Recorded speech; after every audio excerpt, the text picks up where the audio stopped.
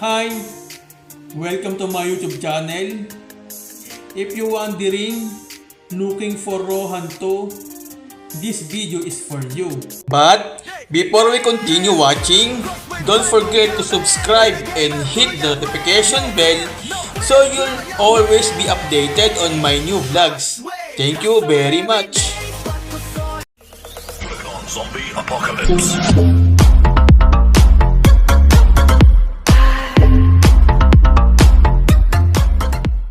Tonight, we will talk about top 40 things you should not do in Rohan 2. Mga dapat hindi mo gawin sa Rohan 2. Mga ka-Team Cross, ang number 1 is huwag aksayahin ang gold sa mga walang kwentang item.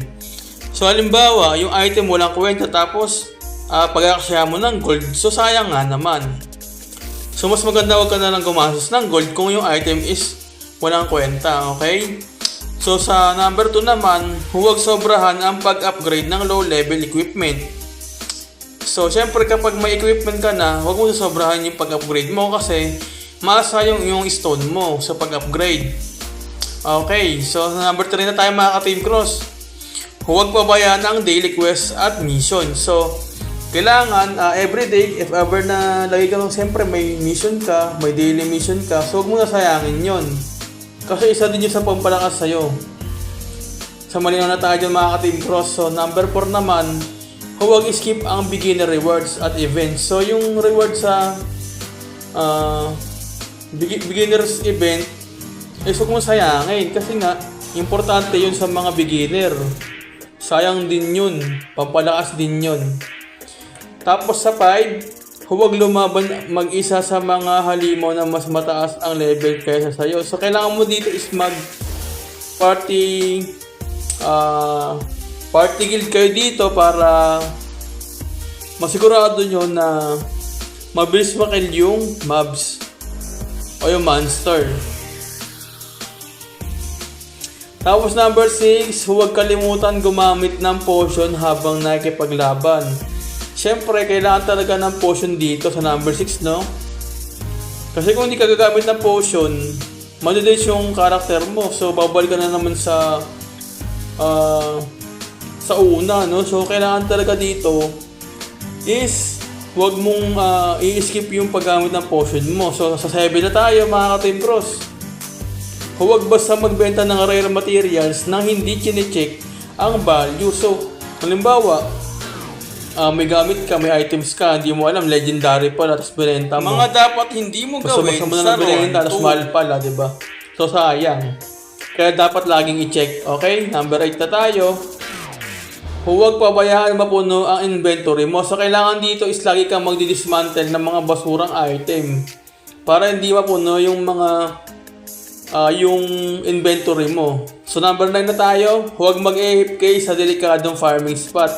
So kung halimbawa, masakit yung mobs dun sa map na yon, huwag kang mag-AFK kasi madidedge yung character mo.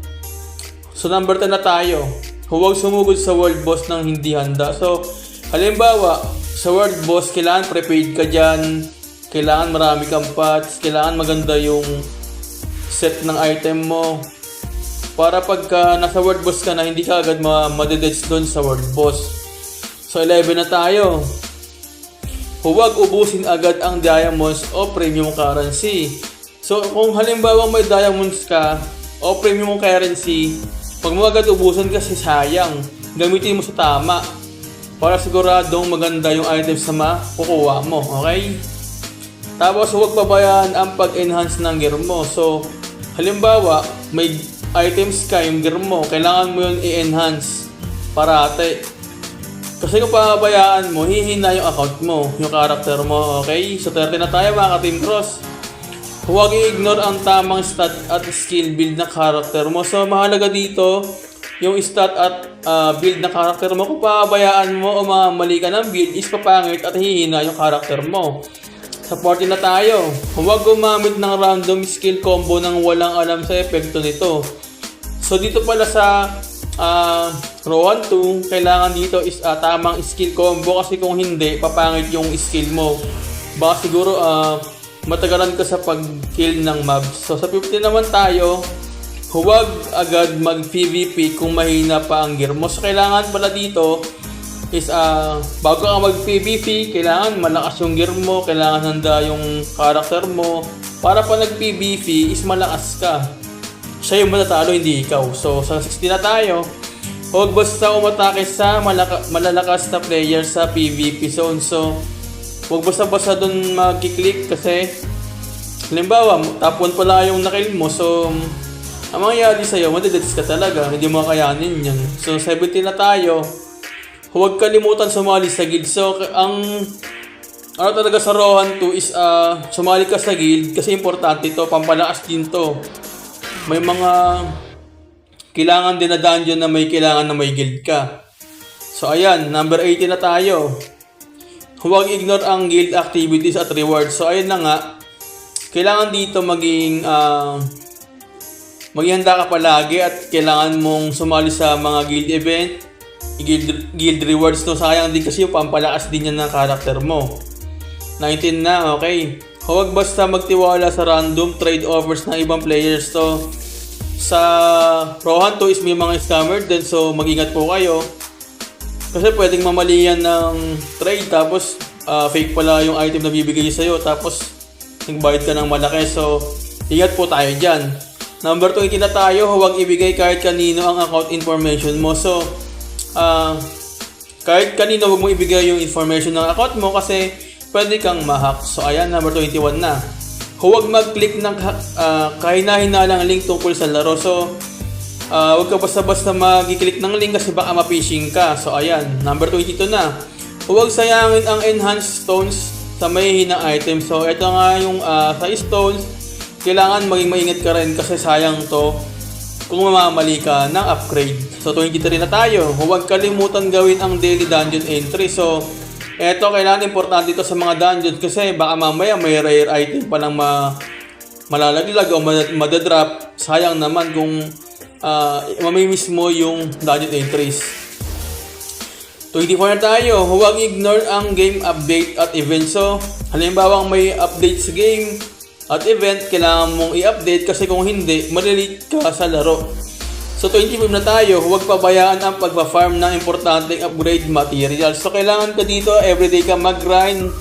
Huwag ka magpapabaya kasi kung magpapabaya ka, isihin na yung character mo, masayang yung mga materials, no? Na dapat makukuha mo o mapa-farm mo sa araw na yon. So 26 na tayo, huwag maglaro ng mahina ang internet connection mo. So huwag ka talaga maglalaro ng mahina ang internet mo kasi baka mamaya ma-disconnect ka, so sayang yung loot ng items. Then 27, huwag iwan ang character mo habang boss fight. So pag boss fight o mahalagang fight sa mga dungeon, huwag ka mag-AFK kasi pag nag-AFK ka, sigurado pagbalik mo wala na yung dapat na mapupunta sa'yo. 28, huwag pabayaan ang pet o mount upgrade kung meron. So halimbawa, may upgrade kang mount o pet, huwag pabayaan kasi sayang din yun kasi yung pet na yan, nakakatulong yun, pampalakas yan, and yung mount, pampalakas din ang stats yan, so kailangan mo yan, at kaya huwag mo talagang pabayaan. So 29, huwag gamitin lahat ng consumables agad-agad. So yung mga consumables, huwag mong gagamitin kasi masayang talaga siya. So ayan, 30 na tayo, huwag ubusin lahat ng resources sa early game. So halimbawa, unang laro pa lang, pang new beginner, huwag mo ubusin yung mga resources mo tulad ng gold, stone. So sayang yan kung uubusin mo, no?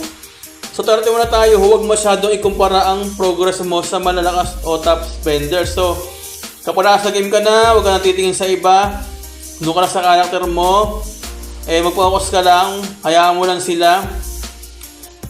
Kasi kung mag-focus ka sa kanila, madidis at maano ka sa laro, hindi mo ma-enjoy yung laro, as baka bumaba ka pa sa rank. So ayan, dito na tayo.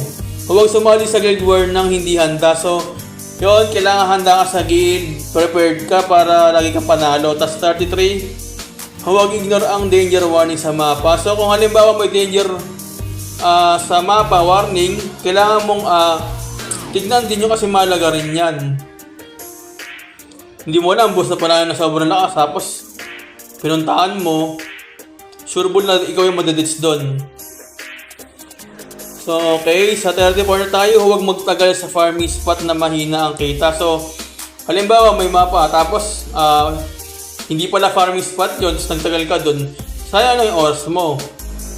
So, 35 na tayo. Huwag kalimutan i-upgrade ang skill habang nagle-level up. So, kailangan dito is, huwag mo kalimutan mag-upgrade pag nagpapa-level ka para sure ball na panalo ka lagi. So, 36 na tayo mga ka-Team Bros. Huwag mag-ipon ng useless duplicate items. So, halimbawa, yung item doble na. O may kaparehas na, huwag mo ipunin yun, hayaan mo lang.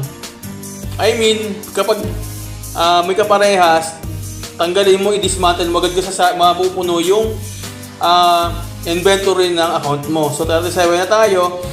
Huwag maghamon ng malalakas ng guild ng walang backup. So, kung gusto mo maghamon ng guild, kailangan may backup ka, marami kayo para sigurado kayo yung panalo. So 38 na tayo, huwag magbenta ng item nang hindi kine-check ang market price.